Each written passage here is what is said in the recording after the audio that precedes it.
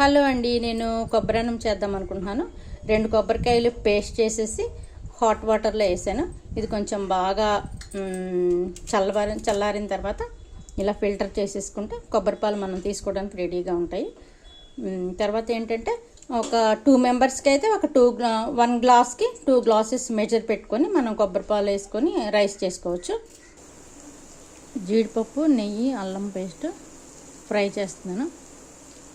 కొబ్బరిపాలు బాగా తెరిలిన తర్వాత already rice నానబెట్టేసుకొని ఒక 1 అవర్ ముందు ఇలా రైస్ యాడ్ చేసేసుకొని కలిపేసుకోవాలి.